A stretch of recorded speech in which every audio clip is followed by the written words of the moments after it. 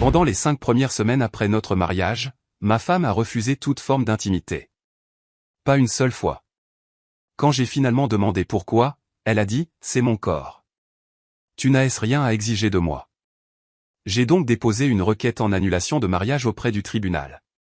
Ce qui s'est passé ensuite a pris tout le monde par surprise. C'est mon corps. Tu n'as rien à exiger de moi. Je m'appelle Derek Langston.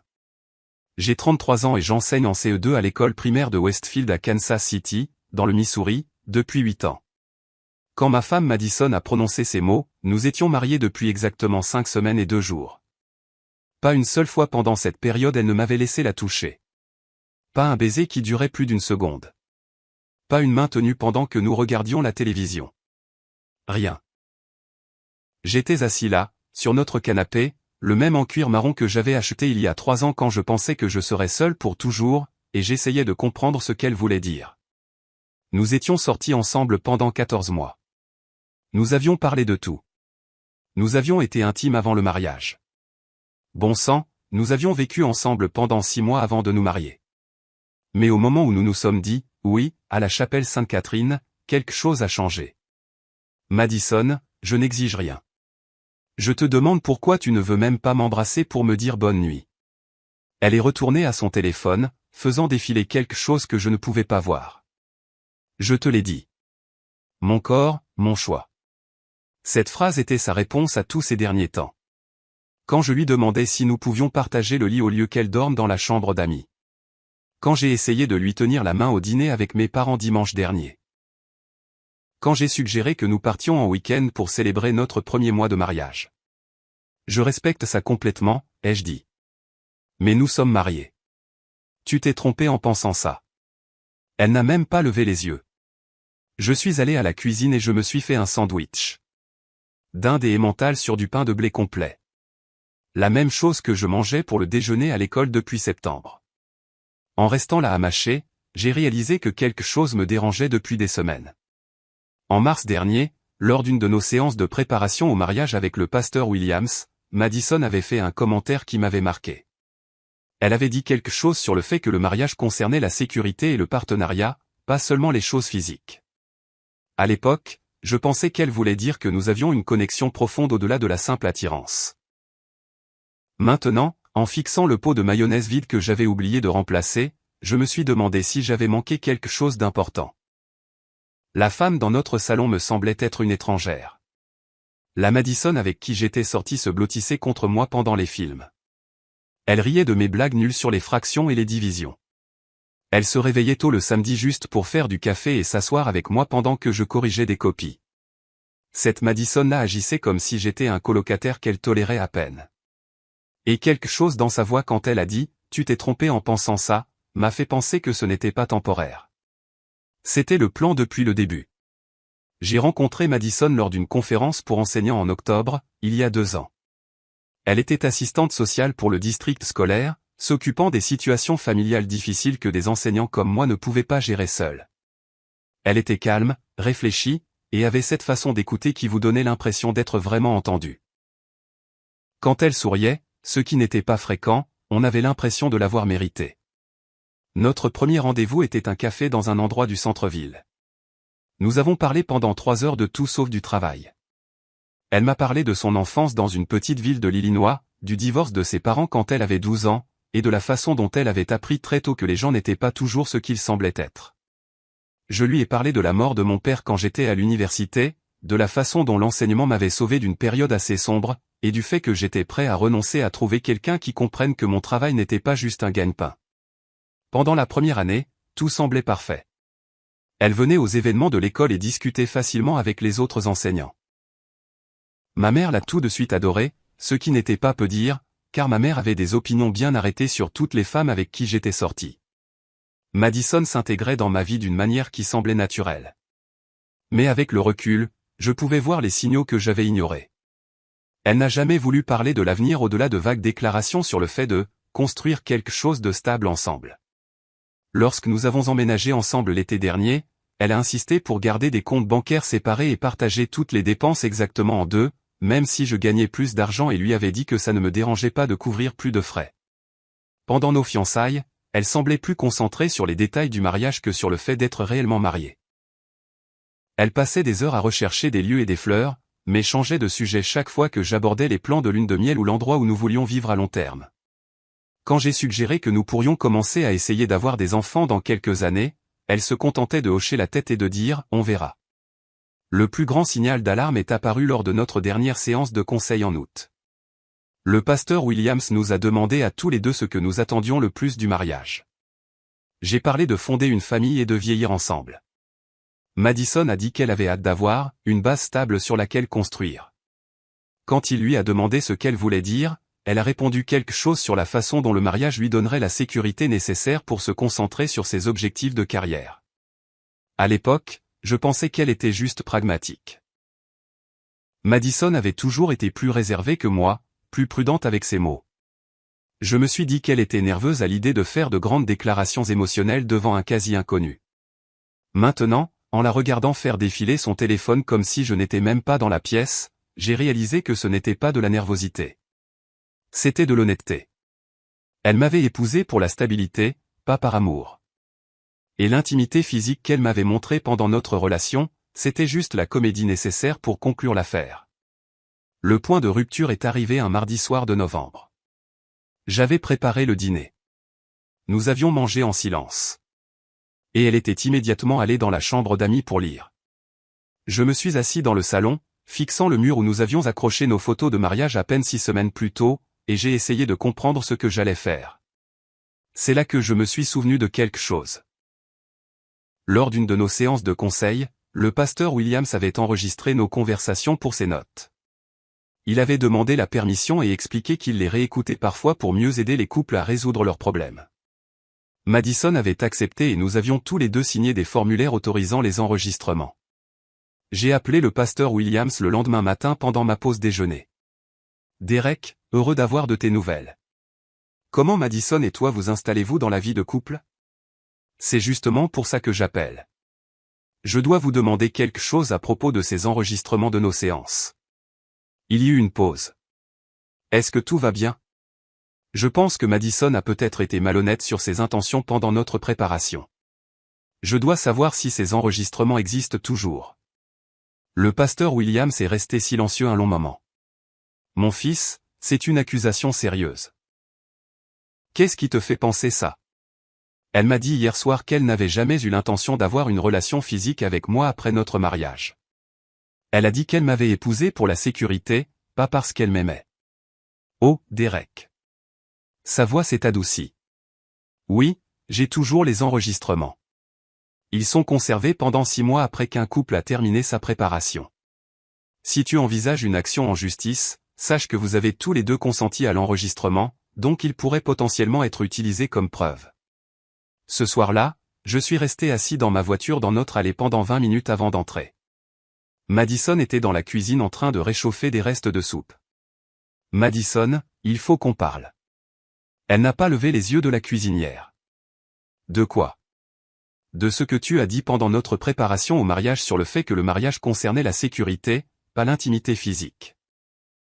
Elle s'est retournée alors, et pour la première fois depuis des semaines, j'ai eu toute son attention. Et alors ? Le pasteur Williams a enregistré ses séances. Tu y as dit des choses qui contredisent tout ce que tu me dis maintenant. Son visage est devenu pâle. Tu n'oserais pas. N'oserais pas quoi ? Tu n'utiliserais pas ça contre moi.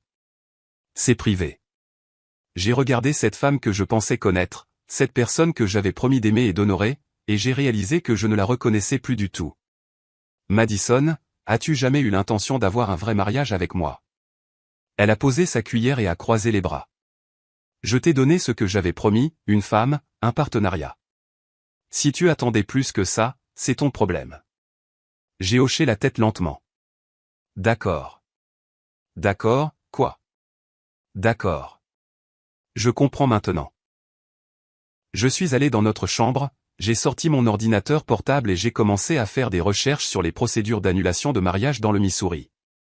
Si Madison voulait un arrangement commercial, elle était sur le point d'apprendre que les arrangements commerciaux peuvent être dissous lorsque l'une des parties commet une fraude. J'ai déposé la requête en annulation un vendredi matin de décembre. Les motifs étaient la fraude et la fausse déclaration. La loi du Missouri autorise une annulation si un conjoint dissimule des faits importants qui auraient empêché le mariage d'avoir lieu. J'ai remis les papiers en main propre à Madison ce soir-là quand elle est rentrée du travail. Elle les a lus 2 fois, puis m'a regardé avec quelque chose que je n'avais jamais vu auparavant, la rage. Tu fais vraiment ça pour une histoire de sexe? Il ne s'agit pas de sexe, Madison. Il s'agit d'honnêteté. Tu m'as menti sur le type de mariage que tu voulais. Elle a jeté les papiers sur le comptoir de la cuisine. Je n'ai jamais menti sur quoi que ce soit. Je t'ai dit que j'appréciais la stabilité et le partenariat. Tu as dit au pasteur Williams que l'intimité physique n'était pas importante pour toi dans le mariage. Tu as dit que tu m'épousais parce que j'étais sûr et stable, pas parce que tu m'aimais. Tu as dit ces mots exacts lors de notre séance de juillet. Son visage est devenu blanc. Ces séances étaient censées être confidentielles. Elles étaient confidentielles jusqu'à ce que tu décides de briser nos vœux de mariage 5 semaines après que nous les ayons prononcés. Madison a passé le week-end au téléphone avec quelqu'un. Je pouvais entendre sa voix à travers la porte de la chambre d'amis, mais je ne pouvais pas distinguer les mots. Le lundi matin, elle m'attendait dans la cuisine avec du café et des toasts. La première fois qu'elle préparait le petit déjeuner depuis notre lune de miel. Derek, je pense que nous avons mal commencé. Le mariage est une période d'ajustement. Peut-être que nous pouvons surmonter ça. J'ai regardé la femme qui avait refusé de me toucher pendant plus d'1 mois, qui était maintenant soudainement intéressée par la réconciliation au moment où des papiers juridiques entraient en jeu. Qu'est-ce qui t'a fait changer d'avis? J'ai réalisé que j'avais peut-être été trop dur. L'intimité physique est importante dans le mariage. Nous pouvons y travailler. Travailler? Comment? Elle s'est rapprochée, posant sa main sur mon bras. Comme tu le voudras. J'avais juste peur. Tu sais, le mariage est une grande étape. Pendant un instant, j'ai presque cru en elle. C'était la Madison avec qui j'étais sorti, celle qui m'avait convaincu qu'elle se souciait de plus que de la simple sécurité. Mais ensuite, je me suis souvenu de ces mots de mardi soir. Si tu attendais plus que ça, c'est ton problème. Madison, pourquoi changes-tu de discours maintenant? Je ne change rien.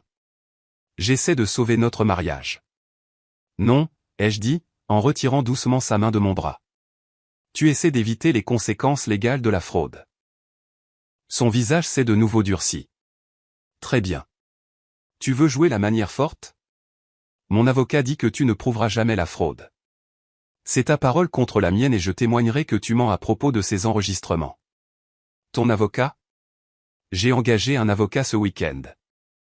Il dit que toute cette histoire, c'est juste toi qui es vindicatif parce que tu ne supportes pas le rejet. Il dit que le tribunal verra cela comme un homme essayant de punir sa femme pour avoir exercé son autonomie corporelle. J'ai hoché la tête lentement. D'accord. D'accord, quoi? D'accord. Je comprends la stratégie. Tu vas me faire passer pour quelqu'un de contrôlant et d'abusif. Madison a souri pour la première fois depuis des mois, mais ce n'était pas le sourire dont j'étais tombé amoureux. La vérité est la vérité, Derek. Tu as demandé l'annulation parce que je ne voulais pas coucher avec toi. Comment penses-tu que ça va paraître? Ce soir-là, j'ai appelé ma propre avocate, Janet Morris, qui s'était occupée de la succession de mon père 5 ans plus tôt. J'ai expliqué la situation et lui ai demandé d'examiner la requête en annulation. Derek, tu dois comprendre quelque chose. Les cas d'annulation sont difficiles à prouver, surtout lorsque l'autre partie les conteste. Es-tu absolument certain d'avoir des preuves pour étayer tes affirmations? J'ai des enregistrements où elle admet m'avoir épousé pour la sécurité financière, pas par amour. Elle a explicitement déclaré que l'intimité physique ne faisait pas partie de ses attentes pour le mariage. Et tu as un accès légal à ces enregistrements? Oui, nous avons tous les deux consenti à ce qu'ils soient faits. Et le pasteur Williams a confirmé qu'ils peuvent être utilisés comme preuve. Janet est restée silencieuse un moment. Dans ce cas, tu pourrais avoir un dossier plus solide que ne le pense l'avocat de ta femme. Le lendemain matin, je suis allé au bureau du pasteur Williams pour obtenir des copies des enregistrements de nos séances. Il m'a accueilli avec une expression inquiète et une enveloppe en papier craft. Derek, je veux que tu saches que j'ai prié à propos de cette décision. Je crois que ces enregistrements aideront la vérité à éclater, mais je suis désolé que nous en soyons arrivés là. Que voulez-vous dire? Il m'a tendu l'enveloppe. J'ai réécouté les séances après ton appel. Il y a des choses que Madison a dites que je n'avais pas entièrement comprises à l'époque, mais elles ont plus de sens maintenant. Ce soir-là, je me suis assis dans ma salle de classe vide et j'ai écouté 6 heures de séances de conseils enregistrées. Ce que j'ai entendu a changé tout ce que je pensais savoir sur ma femme. Dans la 3e séance, enregistrée en juin, le pasteur Williams a interrogé Madison sur ses relations précédentes. Elle a expliqué qu'elle était sortie avec plusieurs hommes au fil des ans, mais qu'ils avaient tous voulu trop d'implications émotionnelles. Elle a dit qu'elle préférait les relations où elle pouvait maintenir son indépendance et se concentrer sur ses objectifs de carrière. Lorsque le pasteur Williams a demandé ce qu'elle cherchait chez un mari, la réponse de Madison était glaçante, quelqu'un de stable qui ne me fera pas de demandes émotionnelles. Quelqu'un qui fournira la sécurité sans s'attendre à ce que je sois quelque chose que je ne suis pas. Le pasteur Williams lui a demandé si elle comprenait que le mariage impliquait généralement une intimité émotionnelle et physique. Madison a répondu, « Je pense que Derek se contentera de la compagnie et du partenariat. Il n'est pas du genre à insister pour des choses avec lesquelles je ne suis pas à l'aise. » Dans la 5e séance, la conversation est devenue encore plus révélatrice. Le pasteur Williams nous a demandé à tous les deux ce que nous attendions du mariage en termes d'intimité et de planification familiale. J'ai parlé de vouloir des enfants et de construire une vie ensemble. Madison a dit qu'elle voyait le mariage comme un arrangement pratique entre deux adultes qui respectent les limites de l'autre. Lorsque le pasteur Williams l'a pressé sur la nature de ses limites, Madison a dit, « J'ai besoin de quelqu'un qui comprend que je ne suis pas une personne physiquement affectueuse. Je peux être une bonne épouse en termes de partenariat et de gestion du ménage, mais je ne veux pas être poussée à des attentes romantiques qui ne me viennent pas naturellement. » Le pasteur a demandé si elle en avait discuté avec moi. Madison a répondu, « Derek semble comprendre que je suis plus réservée que les autres femmes. Je pense qu'il s'adaptera. » Mais l'enregistrement le plus accablant venait de notre dernière séance en août. Le pasteur Williams nous a demandé si nous avions des inquiétudes concernant le mariage à venir. J'ai dit que j'étais enthousiaste à propos de tout. Madison a dit qu'elle était soulagée d'avoir enfin la sécurité du mariage et qu'elle était convaincue que Derek respecterait son besoin d'espace et d'indépendance. Lorsque le pasteur a demandé ce qu'elle entendait par « espace », Madison a expliqué qu'elle avait l'intention de maintenir des chambres séparées après le mariage et qu'elle espérait que je comprendrais que l'intimité physique n'était pas une priorité pour elle. Le pasteur Williams a demandé si elle en avait discuté avec moi. Madison a répondu « Pas directement, mais je lui ai envoyé des signaux. S'il ne les a pas saisis, nous en parlerons après le mariage. » J'ai arrêté l'enregistrement et je suis resté assis dans la salle de classe sombre pendant 1 heure. Madison ne m'avait pas seulement menti sur ses intentions. Elle avait planifié toute la tromperie depuis le début. Elle avait compté sur le fait que je serais trop gentil, trop accommodant, trop désespéré d'avoir de la compagnie pour exiger l'honnêteté sur ce que notre mariage impliquerait réellement. La femme que j'avais épousée n'avait jamais eu l'intention d'être une épouse dans un sens significatif. Elle voulait un colocataire qui paierait la moitié des factures et fournirait une respectabilité sociale sans rien demander en retour. Mais elle avait fait une erreur cruciale. Elle avait été honnête sur ses plans avec le pasteur Williams, probablement parce qu'elle pensait que ces conversations ne verraient jamais le jour. J'ai passé le week-end à organiser les preuves et à me préparer pour la bataille juridique à venir. Le lundi matin, j'ai appelé Janet Morris et j'ai fixé un rendez-vous pour examiner les enregistrements.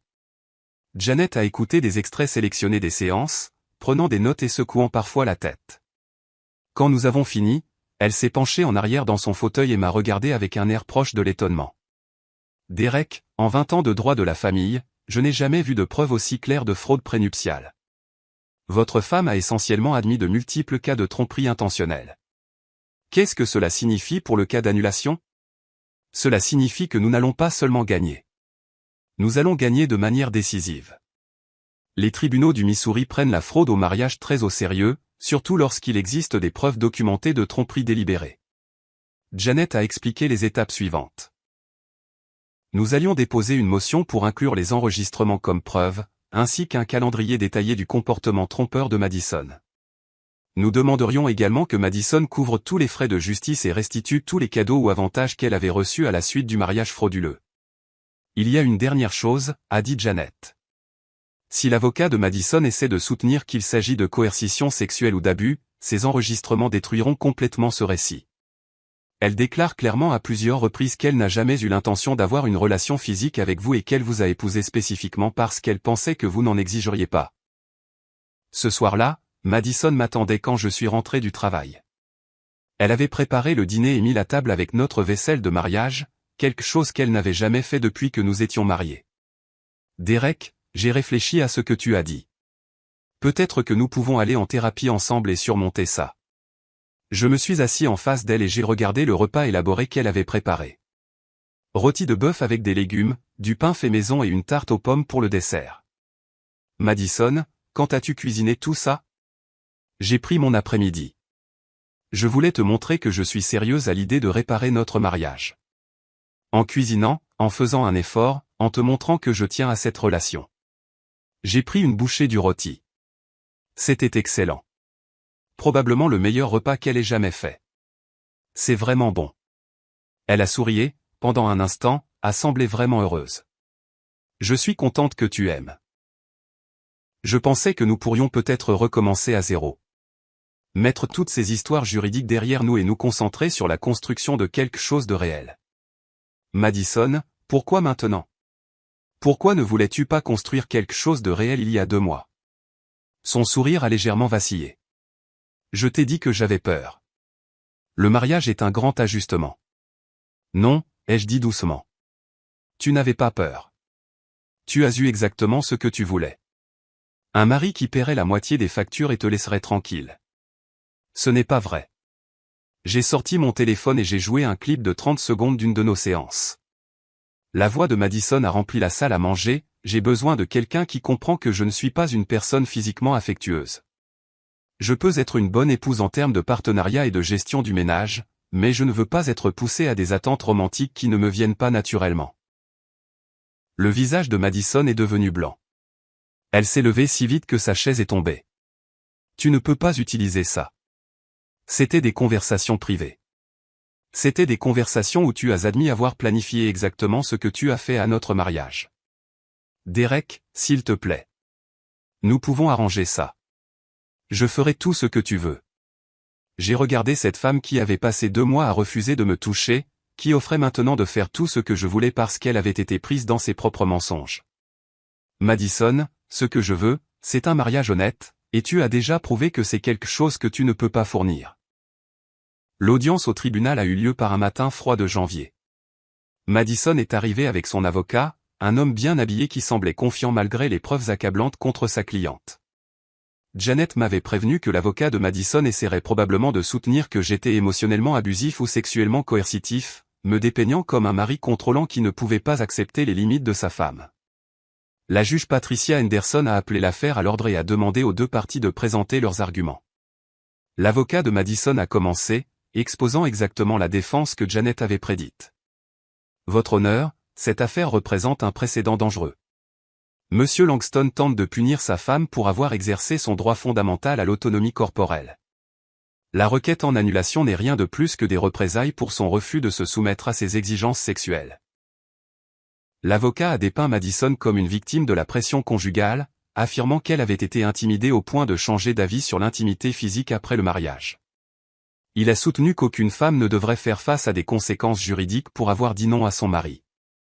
Puis Janet s'est levée. Votre honneur, j'aimerais présenter des preuves audio qui contredisent directement la description de cette affaire par la défense. Elle a diffusé des extraits sélectionnés de nos séances, y compris les déclarations de Madison sur le fait de m'épouser pour la sécurité, son aveu qu'elle n'avait jamais eu l'intention d'avoir une intimité physique dans notre mariage, et sa reconnaissance qu'elle m'envoyait des signaux sur ses intentions sans être directe. La salle d'audience était silencieuse tandis que la voix de Madison remplissait l'espace, expliquant calmement son plan pour me tromper sur la nature fondamentale de notre mariage. La juge Henderson a demandé à réentendre les enregistrements, puis à regarder Madison directement. Madame Langston, ces enregistrements suggèrent que vous vous êtes engagée dans le mariage sans aucune intention de remplir les obligations conjugales de base et que vous l'avez délibérément caché à votre mari. Contestez-vous l'authenticité de ces enregistrements? L'avocat de Madison lui a chuchoté quelque chose, mais elle a secoué la tête. Non, votre honneur, mais j'étais juste honnête sur mes sentiments. Honnête avec le pasteur Williams, mais pas avec votre mari. Madison n'avait pas de réponse. La juge Henderson a accordé l'annulation sans hésitation. Elle a jugé que Madison avait commis une fraude en dissimulant ses véritables intentions concernant le mariage et que sa tromperie constituait un motif pour annuler entièrement le contrat de mariage. De plus, a poursuivi la juge, j'ordonne à Madame Langston de restituer tous les cadeaux reçus en relation avec ce mariage et de payer tous les frais de justice et les honoraires d'avocat. Le mariage est un contrat légal basé sur la compréhension mutuelle et la bonne foi. Lorsqu'une partie trompe délibérément l'autre sur des aspects fondamentaux de ce contrat, elle porte la responsabilité des conséquences. Le visage de Madison s'est décomposé lorsque la réalité l'a frappé. Non seulement notre mariage était annulé, mais elle devrait rendre des milliers de dollars de cadeaux de mariage et payer plus de 10 000 dollars de frais de justice. En quittant le palais de justice, Madison a essayé une dernière fois de me parler. Derek, je suis désolé. Je n'ai jamais voulu que ça aille aussi loin. Je l'ai regardé pour ce que je savais être la dernière fois. Madison, tu voulais que ça aille exactement aussi loin. Tu ne t'attendais simplement pas à te faire prendre. En un mois, la nouvelle s'était répandue dans nos cercles sociaux. Les enseignants de l'école, qui avaient tous admiré l'apparente dévotion de Madison pendant nos fiançailles, comprenaient maintenant pourquoi elle avait semblé si détachée lors des événements scolaires. Mes amis, qui avaient pensé que Madison était simplement timide, réalisaient qu'ils avaient été témoins d'une manipulation émotionnelle calculée. La réputation de Madison au sein du district scolaire a considérablement souffert. Des parents ont commencé à demander que les dossiers de leurs enfants soient traités par d'autres assistants sociaux. Son superviseur lui a suggéré discrètement qu'elle serait peut-être plus heureuse dans un autre service, un avec moins d'interactions familiales directes. 6 mois plus tard, j'ai entendu dire que Madison était retournée en Illinois. Elle avait complètement quitté Kansas City, incapable de rebâtir sa crédibilité professionnelle après que la vérité sur sa capacité à tromper dans ses relations personnelles eût éclaté. Pour moi, l'expérience m'a appris quelque chose de précieux sur la différence entre être compréhensif et être naïf. J'avais confondu l'indisponibilité émotionnelle de Madison avec de la profondeur, son calcul avec de la prévenance. Quand j'ai finalement recommencé à sortir avec des gens, je savais qu'il fallait chercher quelqu'un qui pouvait être honnête sur ce qu'il voulait d'une relation. Madison avait voulu la sécurité sans l'engagement, le partenariat sans l'intimité, le mariage sans l'amour. Ce qu'elle a obtenu à la place, c'est une démonstration publique que la fraude a des conséquences, même en matière de cœur. Parfois, la leçon la plus importante ne concerne pas l'amour, mais la vérité.